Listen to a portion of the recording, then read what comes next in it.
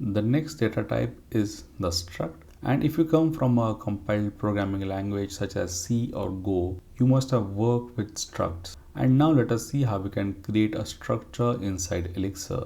Now for creating a structure, we need to create modules because by default the structure will take the name of the module. Suppose we want to define a structure for the user, then we can create a module. So we can say create module user, and then inside the module we can use another macro, and the name of the macro is called as def struct. Now all of these things that we can see over here, def module, def structure, these are all macros. That means they create a code from a given code. But right now we don't have to learn more about macros. Let us see how we can define a struct. So what we have defined is we have created a module called as user, and then we are using another macro called as def struct. Now here we need to specify the different fields for our struct, and these fields have to be specified in the format of your key and value pairs. Now here again we can use the bracket notation if you want, or if you don't want you can leave it out.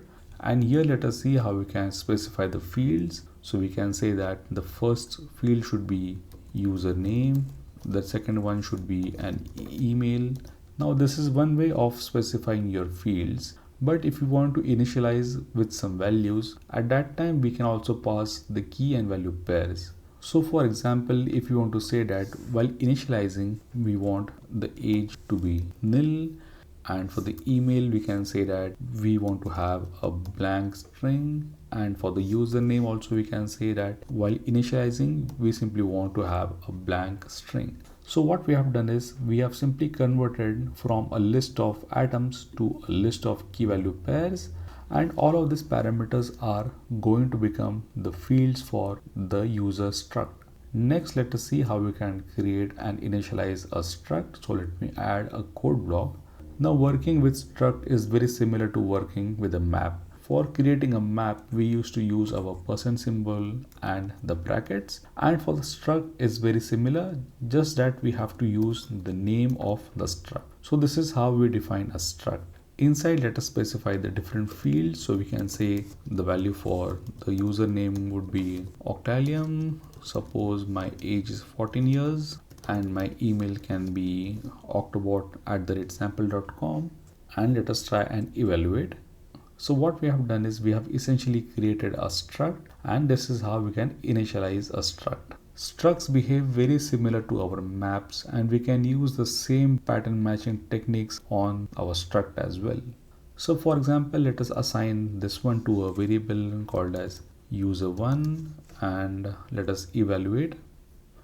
Next, let us create one more code block, and suppose we want to extract the username, then we can simply create your regular map, and here we can say that the field name would be username, and let us create a variable name, and let us pattern match on the variable of user1. Next, let us see the value inside username, and let us try to evaluate the block. And as you can see, we are getting the right answer back. So what we did was this user1, this is a struct, but structs behave very similar to maps, and that's why we can use our map notation for pattern matching. We can use the same technique for updating values inside a struct as well. So for example, if you want to update the age, so you can say that the map of my user1, and inside this I want to update the age to suppose 21, and let us rebind the value this back to user1, and let us try and evaluate, and as we can see we get the updated age back. Well, that's it for this one. So what we have done is till now we just had a very short introduction to the different data types in Elixir. But if you're not feeling confident, don't worry. As we progress and as we have more practice, you will start feeling much more confident.